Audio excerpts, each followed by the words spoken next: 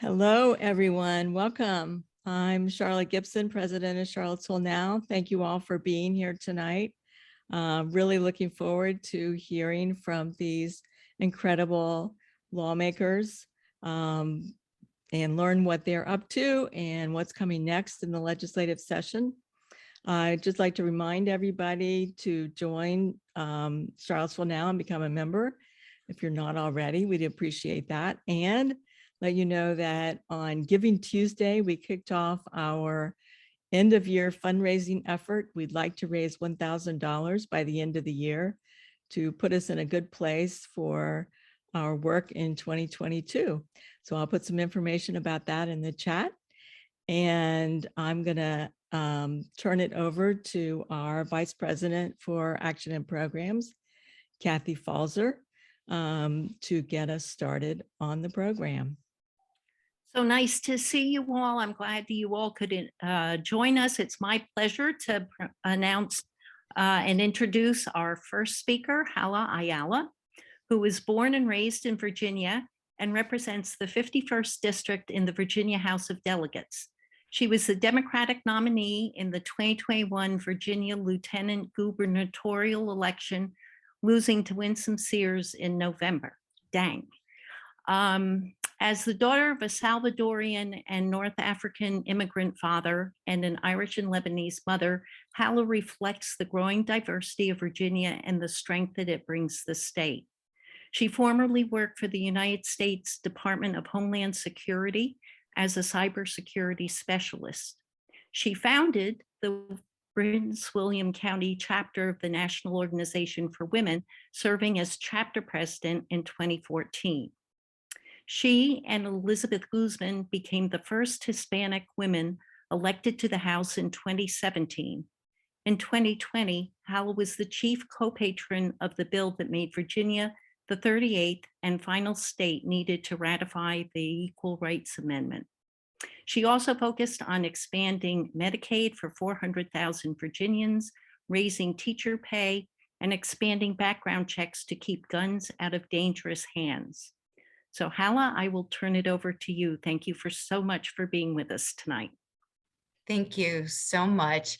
And I'm still with my career in cybersecurity, doing some more, from SpaceX to other cyber work. I've taken on some new projects. I was doing that while running for Lieutenant Governor's office. So, you know, women can walk, talk, and chew gum all at the same time in a good pair of heels and maybe a great lipstick, for lack of a better word. But it's been a pleasure to run for Lieutenant Governor. One of the things I found out about myself is, how you meet so many wonderful people across the state, take their stories with you, and it really impacts you, from those who share similar stories, either from gun violence to the opioid crisis to healthcare, or, economic challenges. I resonate with all of that. Most of you know my story. And then when I became vice president of Now at the state level, I then became appointed to then Governor Terry McAuliffe's Council on Women. And even before then, we were fighting for Medicaid expansion for so many families across the state. And I know this was one of the cornerstones of Now to make sure not only equal work for equal pay. And I remember bombarding the council meeting with the ERA, and that went over like a lead balloon. But now it was all the rave. We ended up getting it passed, and now Virginia is a 38th state. I have been also communicating both at the federal level to hopefully enshrine this in the Constitution. Why is it taking so long? I have no idea. But we need to work hard. We have constitutional lawyers. I want to give a shout out to Ellie Schmiel, who I've been working with for decades now. I feel like she is a part of my family, but she's a trailblazer feminist in her own right. Graduate from Duke University and has sat with many presidents from Reagan on up to really make impacts like Title IX and CEDAW and fighting for women's rights, not only here in the United States, but also across this country. So this is just some of the wonderful work that women, and especially women from Now, the positive impact we've made. So, this year we faced, some headwinds. The Democratic ticket did not win. But what I did take away from this is to be the first woman of color to ever receive the nomination on the Democratic ticket was progress. To receive the most votes ever in the history of this Commonwealth for this seat as a woman is progress. And to raise $6.8 million, in the hours of call time, that, blood, sweat, and tears. And many of you, I've called myself directly. So I thank you for your support. It truly takes a village. And I think there's a lot of takeaways.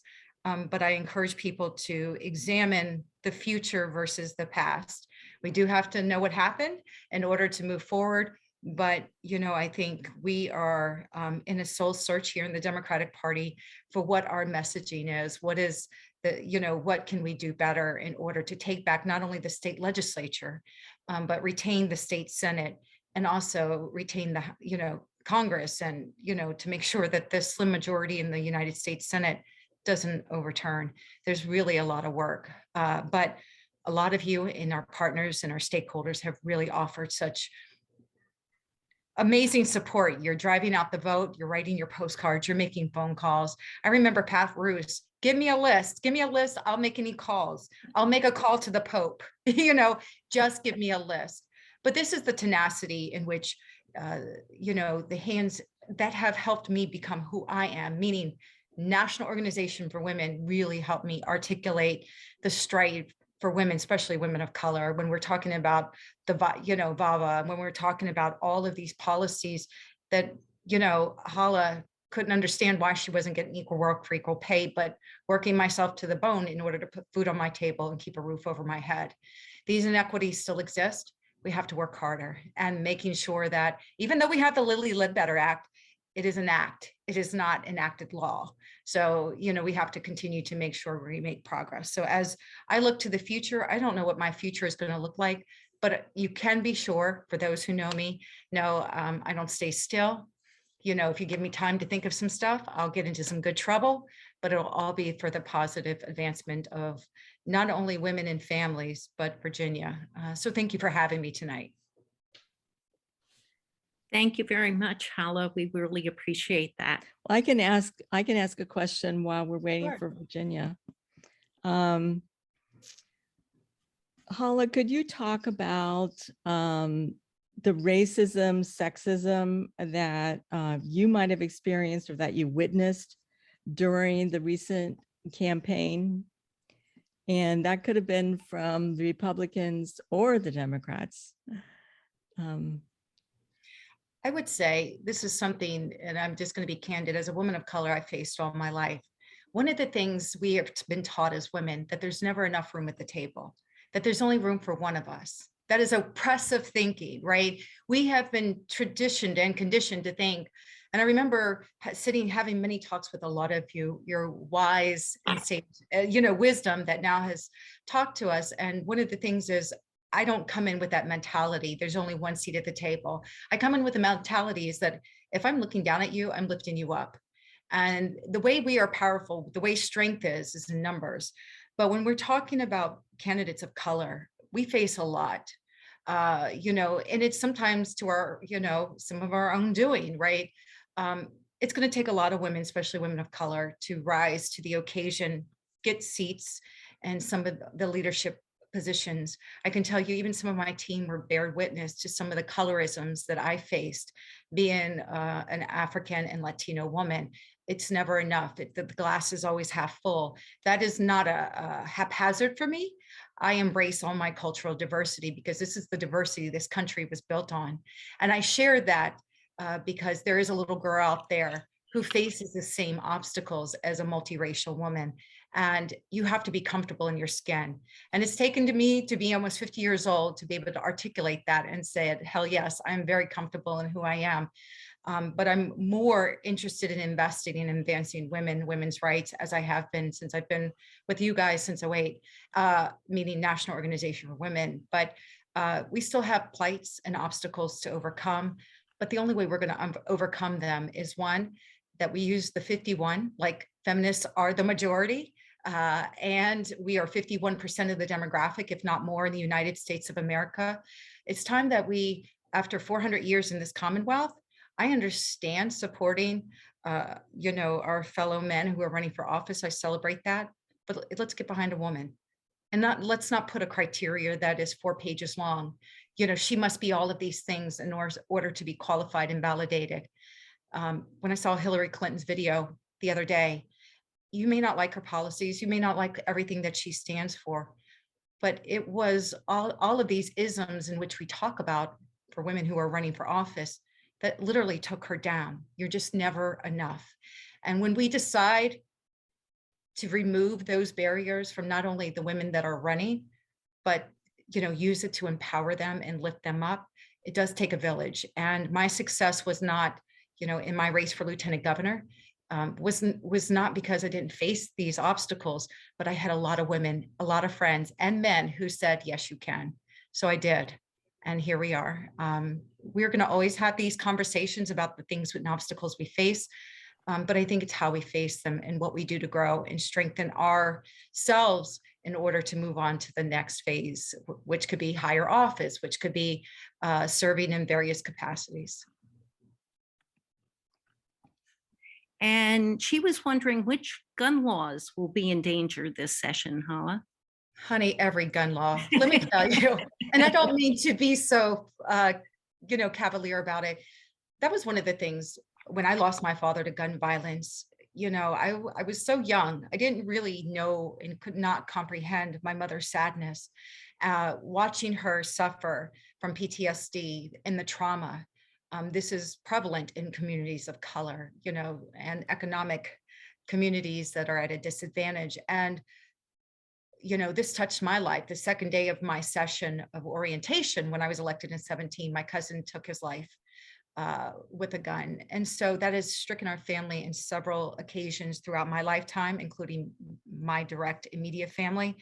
But we've elected people who do not believe in and creating laws that are going to provide, and reduce violence against others.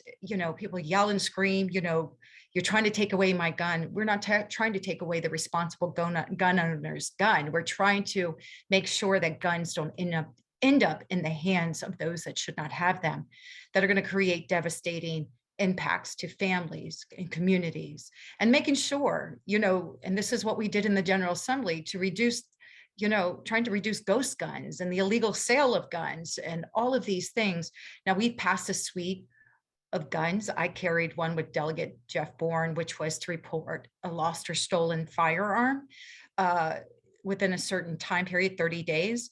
And you are required by law, if this is to happen, this is to also help reduce gun violence. But I suspect that it's very plausible in the Republican House, maybe if our Senate holds these laws up, that they won't be rolled back. So it's important that you call your senators and call your delegates as well, and don't stop advocating, because all the progresses we have made, and we went back into special session in response to Parkland and the Pulse nightclub, and and all of the other incidents in Virginia Tech, all of these things that we have faced even here in the Commonwealth and continue to face. We rose to the occasion and responded. All of them are on the line. Okay. Given the change in legislators, what do you think, what of now's policies do you think it's possible for us to pursue in the next session? Well, given the change in the legislature, I do think we have an uphill battle to climb. I don't think you should stop advocating, because we know what a Republican rule looks like with over 2 decades of Republican rule here in the Commonwealth. I stood in the halls with many of you and stood in front of senators when it came to the ERA, and legislators when it came to even our own Democrats, when it came to some of the things, reproductive health care. I remember one senator said, and this was a Democratic senator, you should not talk about abortion if you ever decide to run for office. This is not a popular thing to talk about. Don't talk about this, don't talk about that. I was very surprised, because what I had heard through my advocacy was something quite different. So I would say this, if it, to keep advocating, keep the pressure on, Y'all know how to do this. Y'all have taken the tools that, you have been using for decades to make strides. I would say continue to do that here at the state level. Unfortunately, we got more work. I've seen the maps, and this is what happens when we give our power away to Republican, Supreme Court, and to the Republicans. And it's unfortunate because some of my friends are going to be drawn out of their districts intentionally. So these folks who have given their life to service and who have made strides or fought for those strides. So I'm hoping by some miracle that the impact of that will be reduced, but it's going to be all up to all of you advocates and grassroots organizers. You know what to do. Continue to do it. That's where you shine. Keep the pressure on, and don't hesitate to pick up the phone and call me, because I'm always on the front lines with you, and we'd be happy to continue that fight. But I appreciate the question. So one last quick question, and the answer is we have to work harder and vote. I know, but what will it take to restore the Democratic majority in the House? I'm going to give you the unfiltered version. Yes, please. Kick ass and vote. We can't, I remember when I was running statewide, I was hearing from national folks as well as local, oh, Virginia is blue. And I said, I've been knocking doors since 2008. I even knocked doors in my district, even in an off session. I never stopped knocking doors, except for when COVID hit. That was where we hit the pause button, and we had to, regroup. Voter engagement, getting out the vote in every election is so pivotal to Virginia. Virginia, she's kind of, moody. She will turn blue in a heartbeat, or she'll get really mad and turn red. So let's not get complacent, not to say you are, but I would just encourage everyone to vote, register to vote, get voter out engagement, even then help get the word out about why Virginia has elections every year. It's so important to keep our majority and keep our progress. Everything is on the line. I can only think that the Senate next year is going to be up. This year, again, we have an opportunity, if we run again, to gain back the House. And I'm going to be a part of getting back the House, because I want clean air, clean water.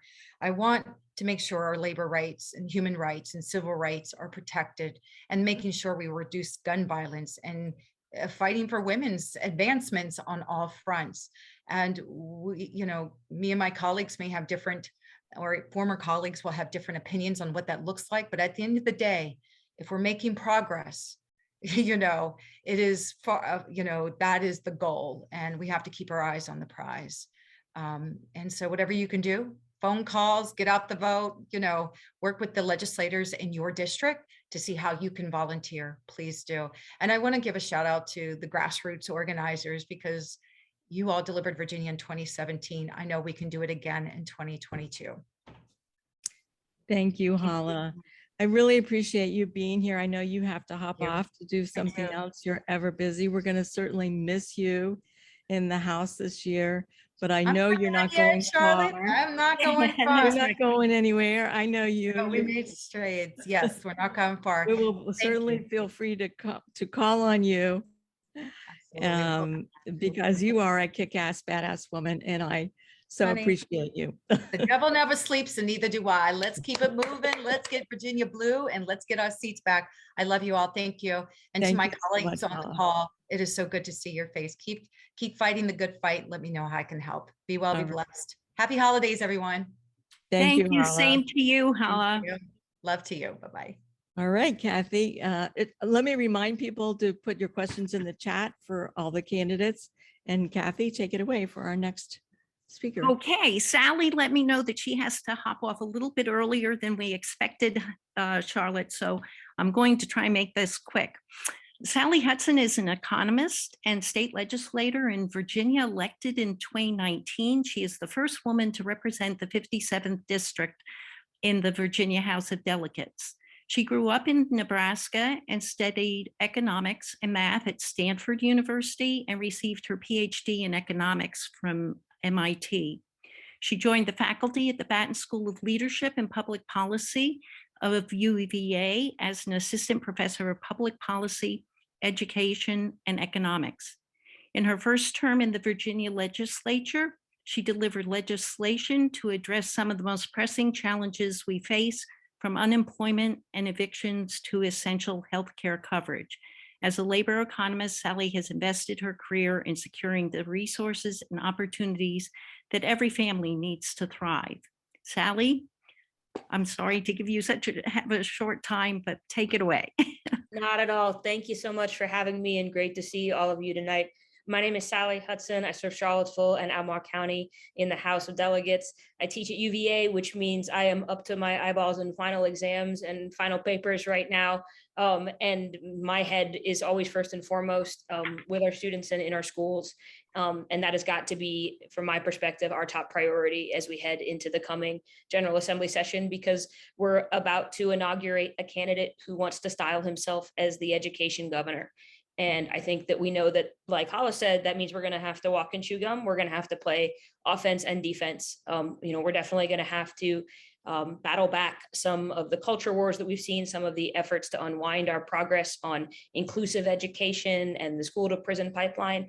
And at the same time, we're going to have to go on offense and remind people that Democrats, and I think especially our women, have always been leaders on education, and set the bar high for what it means to really support our schools, to make sure that we don't let the incoming administration take any victory laps on half measures.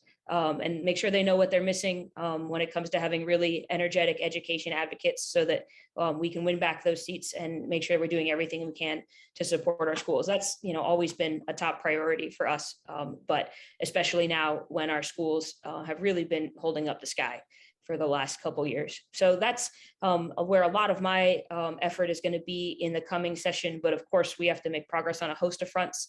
The legislative landscape is going to look different, so we're going to have to try to make headway on the places where we do get along.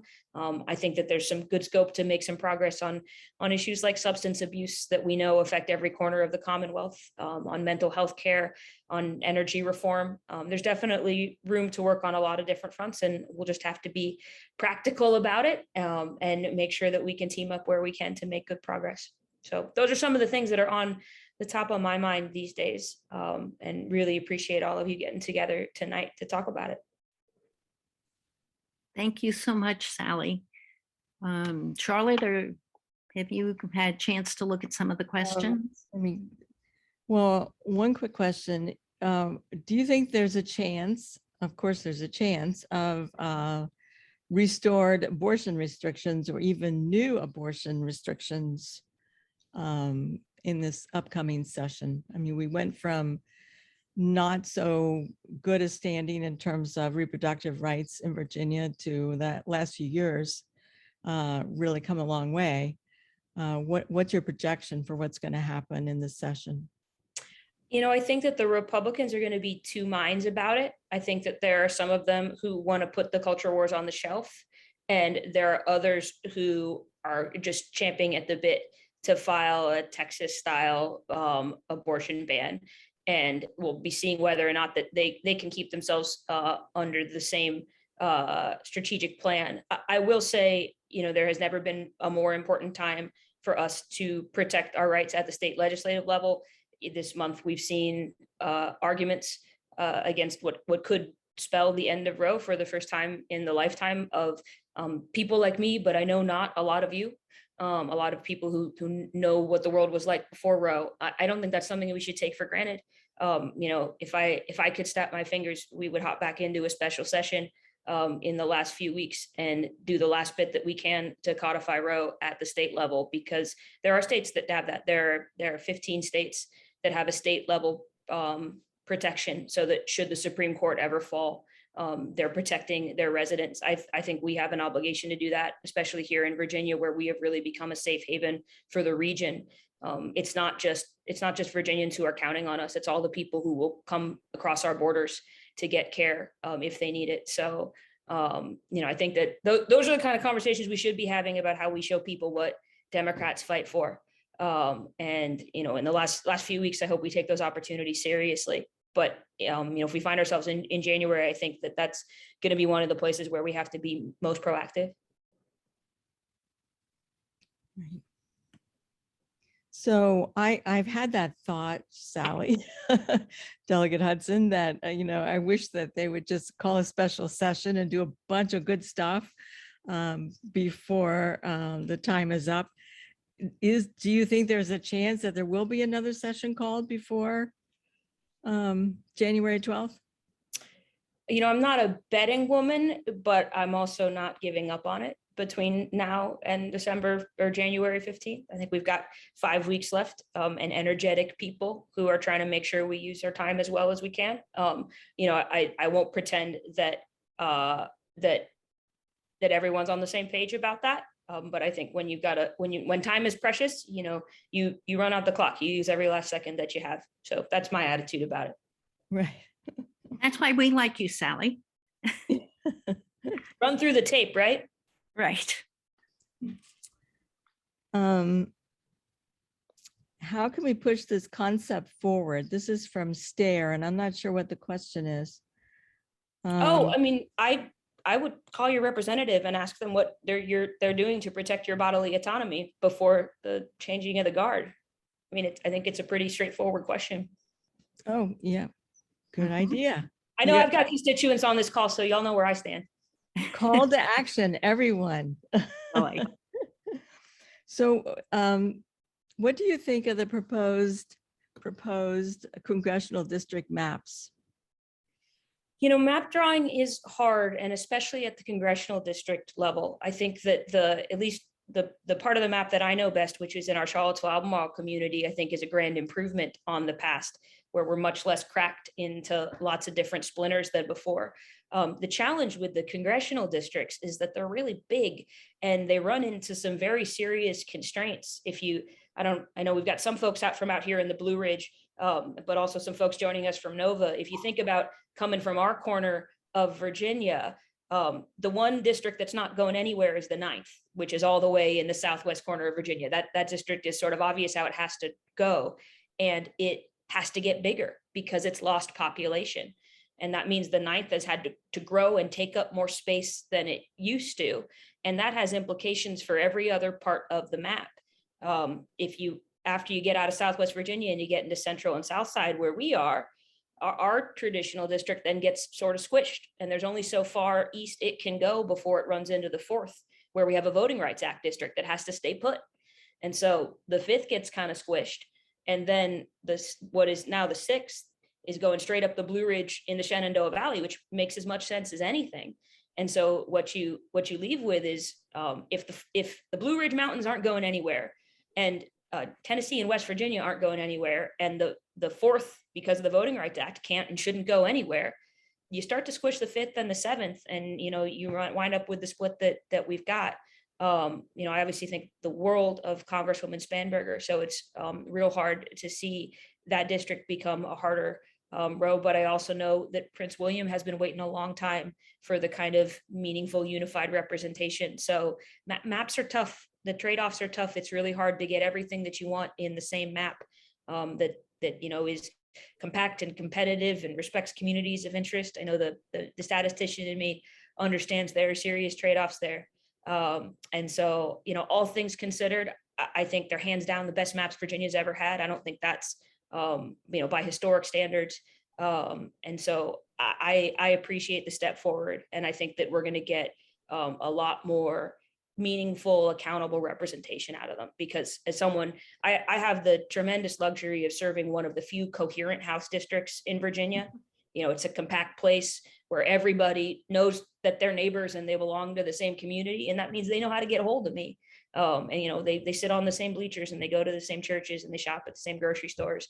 And that's a good thing for democracy. And so I'm glad to see most of the districts becoming more coherent like that, so that they can represent communities and have more accountable leadership too.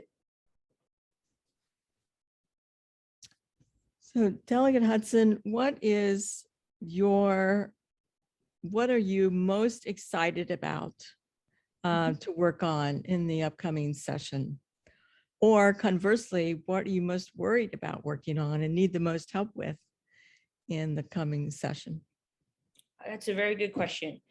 The things I think that the thing that I am most excited about working on are the things that I think cut across party lines in interesting ways.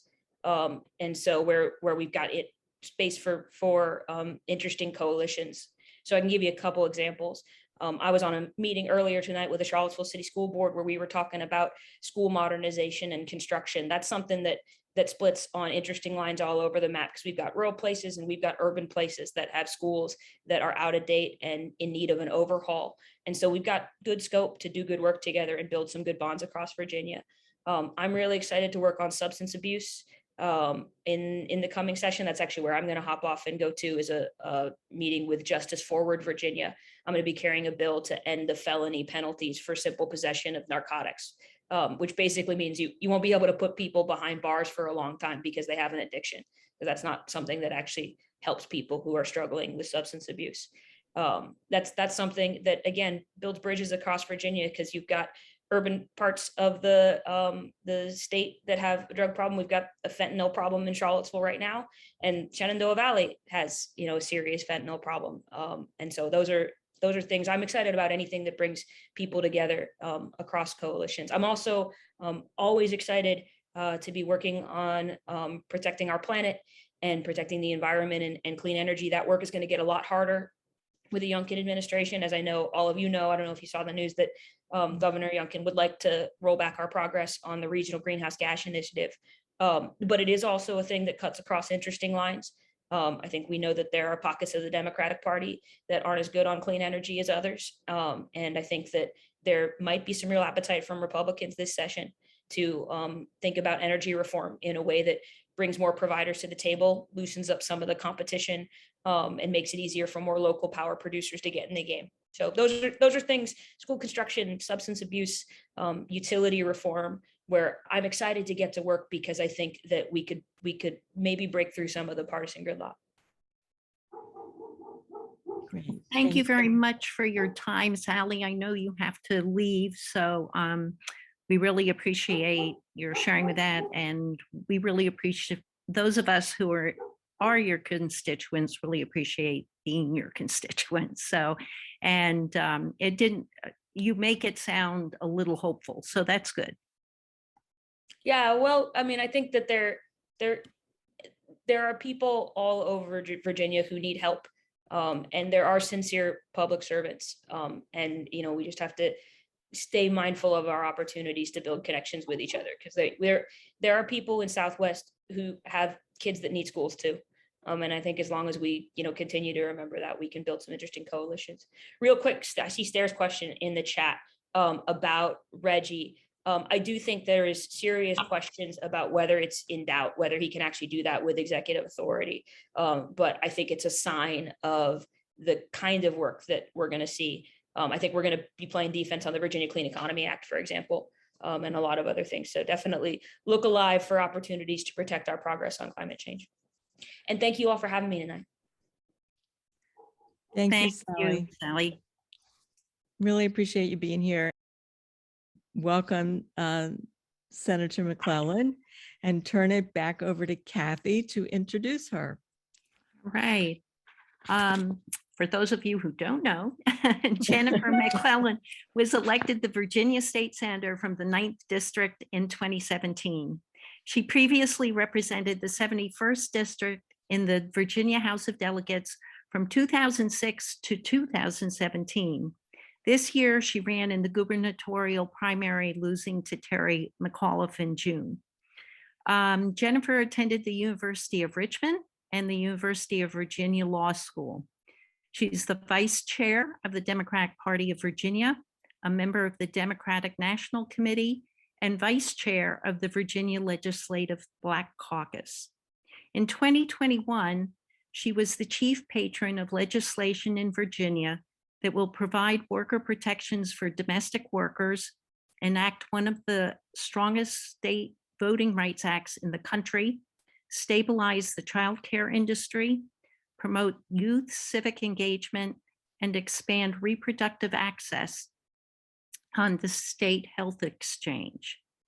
The legislative package will also invest $50 million in school support personnel, help protect homeowners in our waterways, and reform laws that criminalize HIV, mental illness, autism, and developmental intellectual disabilities. Thank you very much for all that you do and for being here this evening, Jennifer. Well, thank you, Kathy and Charlotte and everyone. It is a pleasure to be here. Sorry, I'm a little bit late, but I am at a Lawyers for Choice fundraiser for NARAL, where we just heard from an amazing speaker on sort of just why we shouldn't need Roe, because it was actually a fascinating conversation about how the courts seem to give corporations as people more rights than people. So it was fascinating. Hopefully you all will get to hear from Carlos Chapman, who is a law professor at Washington Lee University. If you have not followed her on social media, please do, because she went viral with a tweet about just how ridiculous personhood bills can get. And so check her out. But I wanted to just I'll talk very briefly. I'm actually more interested in talking about what you want to talk about. So I want to get right to Q&A. But first, I'll just kind of give you my thoughts on the lay of the land. Obviously, the elections did not go the way we wanted them to, or frankly, the way we deserve them to. But I am a glass half full person, and we won the Senate. I mean, we kept the Senate, and we may have an opportunity as early as next year to take back the House, depending on if the court orders new elections. And while they're not final, the preliminary maps released by the Supreme Court, and I encourage you all to take a really close look and submit public comments on them. Overall, for Democrats, they're not that bad. But there are some changes that probably need to be made, and particularly for you all in Charlottesville, I think it's really important in the Charlottesville area to publicly comment on your views on what communities of interest are in your area. We got a lot of work to do. We've been here before, but it was worse. So I remember the McDonnell years, the last time we lost the governor, the lieutenant governor, the attorney general. But we didn't have the House. We didn't have the Senate, and we got through it because we kept building. And the work we started doing then laid the groundwork for us before Trump got elected. We laid a powerful groundwork that when Trump got elected, and we added a whole new generation of grassroots activists who got engaged because of that. Building on that foundation we started to lay in 2009, we took the majority and we used it. Now we got to protect all the progress that we made. I am here to bring the good news that I think for just about every issue, we will be able to hold the line. Even on those issues where we have a couple of Democratic senators who may not always vote the way we want them to, we got a committee structure. We've got rules, we've got procedure. And so we will use a combination of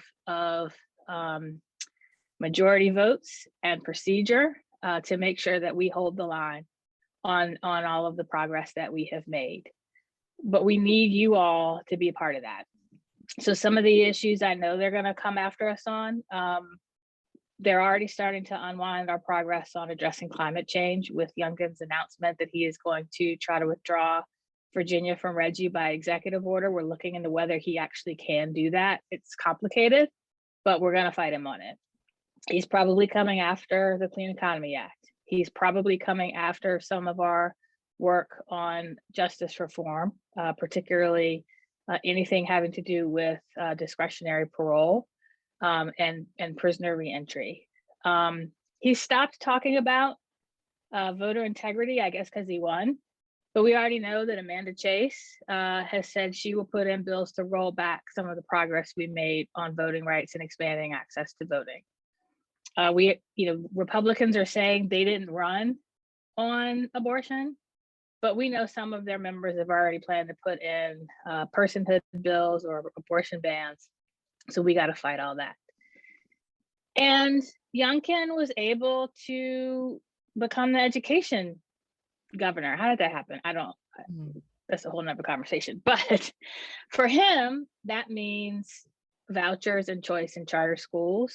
I will be there, and I think all Democrats will be fighting to make sure that we are strengthening and investing in our public education system. So we need you all to be as loud, if not louder, than you have been over the past 4 years to help us protect our progress. But we also need you to, yes, get a little bit of rest, but we are in the midst of rebuilding.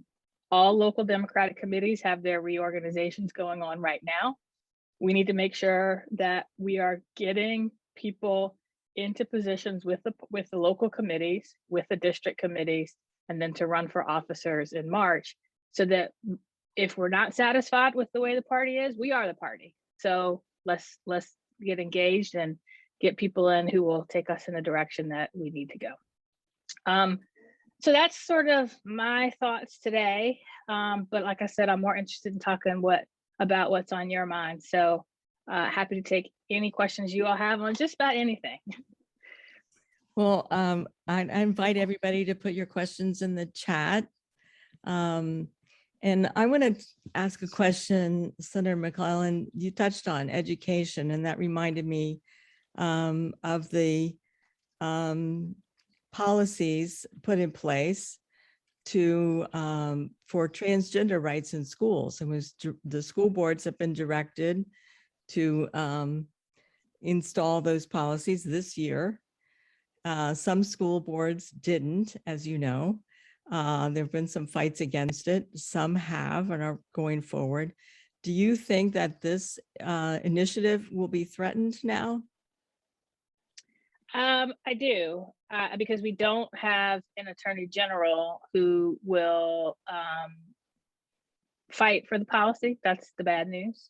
Mm-hmm. The good news, though, is that there are organizations that will, like ACLU. And I think I saw an article today that ACLU is filing a lawsuit against Hanover County for their failure to implement the policies. So we might have to fight this out in the courts, but we are definitely going to push to protect transgender students. Not only their rights, but just their ability to go to school and not be punished for being who they are. Right. Here's a question. Is there any hope for a reintroduced bill regarding workplace sexual harassment? So the short answer is not right now. That was Vivian Watts' bill. Yes, and I had it in the Senate. We actually are having some really tough conversations right now about what laws to reopen, because they can be amended by the governor and come straight to the floor in ways that we don't like. And the Human Rights Act is one of those areas where we're treading a little bit cautiously. And we know we don't have the votes to get the version that passed. That's the bad news. The good news is the biggest priority for the Human Rights Act is getting a clear and consistent definition of an employer.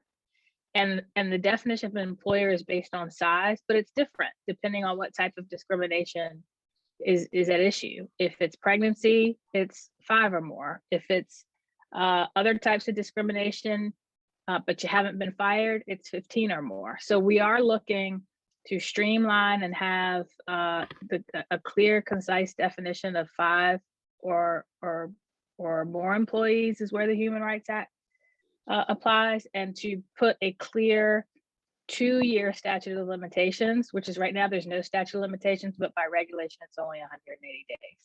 So that's what I think we're going to see right now, and I think we'll kind of wait and see next year. Can we move forward on defining what harassment is, sexual harassment is? So not this year. So not I'm sorry? So not this year.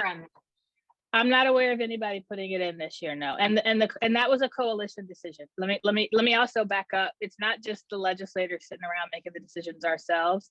That bill was brought by a coalition that included everybody from I'm blanking on the name right now because it's been a long day, but the organization that focuses on the lawyer organization that focuses on women's issues, to Care in Action, to ACLU, AFL-CIO. So that's a coalition decision. Was let's focus on the size and definition of an employer this year, and then we'll come back next year and see whether we go farther. Thank you. Senator McClellan, you've done a lot of work on decriminalizing juvenile behavior, normal juvenile behavior, especially for young girls. There has been talk that there is a need to move juvenile justice to the health department rather than criminal justice department, whatever that's called. What are your thoughts on that? Do you think there's any chance of really doing that? Is that something we should not think about until Democrats are elected again? That's the first I've heard of that specific proposal. So I'd want to read it before commenting on it. But I think if we are going to move it into the Department of Health, I would want to be sure that we have the right professionals going with it. I think whatever agency it's in, it should be a division that has the right people to address child behavior. And in some cases, that's mental health professionals. In some cases, in all cases, that's people who understand child brain development. So I'm more focused not on which agency it's in, but who are all the people that are touching on the subject. And there's a question in the chat. How do we reform the Democratic Party of Virginia? The performance this cycle was disappointing. I would say that's an understatement. We are the party, right? So We are if the you're not a party. member of if you're not a member of your local Democratic committee, join. If you're not a member of the Central Committee, when they reorganize, think about running. If you're not an officer in your party, think about running. In your local party or your district party, think about running. But the party is also advocacy organizations and affiliate organization and caucuses. And the DPVA has a very specific role. And let's also think about, what do we mean when we say the Democratic Party? Is it the organization, the Democratic Party of Virginia? They have a very discrete function that is different from a campaign or a candidate or a coordinated campaign. So I think we are at the point where we've got to get back to basics and understand what's the role of a local Democratic committee? What's the role of the Democratic Party of Virginia? What is the role of the central committees? What's the role of candidates? What's the role of caucuses? And frankly, I think probably we need to get back to doing the training around that. And the party the DPVA is doing listening tours. So if they haven't already done Charlottesville, when they do it, go. I went to the one in Richmond. It was very frank. It was very frank. And I think in that was a suggestion that maybe we should get back to doing trainings for local Democratic committees and for candidates. I think we've focused a little bit more on the role of candidates and campaigns, and we've gotten away from training and support for local Democratic parties and leadership. So that's what we need, I think, to get back to. But I also, let me just say this. There were a surprising number of people during the primary who took the attitude, I'm just gonna wait and see who wins the primary. There are a surprising number of people who decided not to vote in the primary because they were like, whoever the Democrat is, that's who I'm going to vote for. Mhm. And if you're not satisfied with the candidate that's nominated, then you need to ask yourself, and I'm hopefully not anybody on this call, but you may know people who fall in this category. Is like, all right, well, what did you do to help people during the primary? Did you pay attention during the primary? Because there were a surprising number of people, even on June 1st, who had no idea there was a primary. That's not all on the candidates. So I think we have got to do, get back to basics. That's a very good point. Okay. Here's another question. Do you think that in the name of anti-CRT, they will go after Clint Jenkins' bill on cultural competency for teachers and school board members that passed last year? I think they'll try. I do think they'll try. There's no way that's getting out of Louise Lucas's committee. And I can tell you, it won't just be the Senate, but the Legislative Black Caucus will not let that happen. Well, that's good to hear. Are there any other questions? Or if I missed one, wave your hand so I can see. I have, Donna Shaughnessy. You want to unmute Donna and ask your question? Thank you. What would it take to get the Democrats to use ranked choice voting? Oh, great question. So because this is an interesting question, the Democrats choose primaries usually, with very few exceptions. And I think that's good for democracy. So that would require, because primaries are run by the state, it requires state law. We did have a bill to do that statewide. We got a pilot for localities to be able to do it, but I think you're going to see bills this year to adopt ranked choice voting for primaries. okay. Are you going to carry the bill? Am I? No. So unfortunately, the Senate adopted bill limits. We are limited to 25 bills per person, and I got like 37 drafted, and unfortunately that was not one of them. But I am fairly certain that one is getting introduced. I'm just not sure who yet. So here's a question from Marge, and then I want to follow up with one more question, and then we're going to let you go because if you need to get going. What happened with white women, high school graduates? Why did the Democrats lose them, and how do we win them? That's a great question. So there was a analysis done. I think Third Way may have commissioned it. I can't remember exactly who. There was an article about it in the New York Times where there were focus groups with Northern Virginia and Richmond area suburban women who voted for Biden and Youngkin. And you all should read it. And I have a copy, Charlotte. I could get it to you if you want to share it to folks. That'd be great. The bottom line, I think the bottom line is two things. We assumed that because Democrats won so often that Virginia is blue. A big reason why Democrats won is because we had a message that resonated with independents and our base. We didn't have a message to independents at all. Our message to independents was Youngkin is Trump and Terry was a good governor. People didn't believe. Country Club Republicans and independents did not believe that Youngkin was Trump. And they didn't know what Democrats stood for. And they didn't know what Democrats had done while in office and part of that, frankly, is because of COVID. Remember, we literally adjourned the 2020 session, and then 5 minutes later, Ralph Northam declared a state of emergency. And I think we kind of assumed that people knew what we did, but they had no clue. And we did not,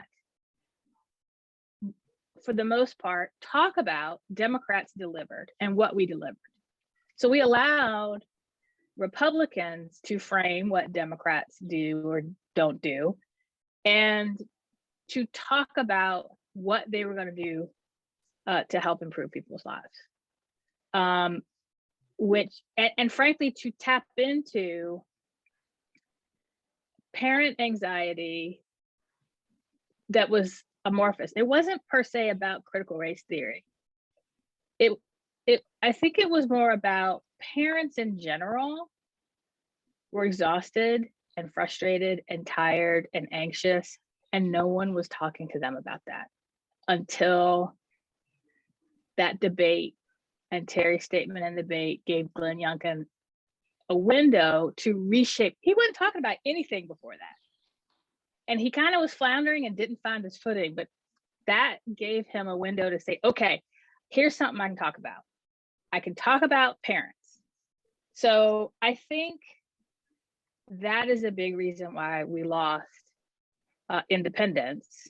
And most of the suburban white women, frankly, are independents who go with which candidate is speaking to me or giving a message or telling me what they're going to do to help my everyday life. And what's frustrating is a lot of these same polls and discussions show that what Democrats did in office was popular. They just didn't know about it. I think that is a point well taken. The Democrats consistently are not able to message effectively and don't message effectively. And that's something we really need to work on, figure out how to do better. I There's see a Ella We're question, the has a people, question. there's a we're the question people from who should Ella. be helping them. Yes. Is there any chance for Ella asked about her recycling bill idea, a study on paper, aluminum, and glass? Maybe. Have you talked to anybody about carrying it or? I haven't. I need a lawyer first. I don't know what's possible. Okay. So the bill draft deadline for pre-filed bills has passed, so it's gonna be a little harder. But why don't you email me and we'll see what we can do. Okay. And so a final And I question. think Kate's in the chat. I think Kate is here and can put in the chat for those that don't have it, my contact information. So a final question to you, Senator McClellan.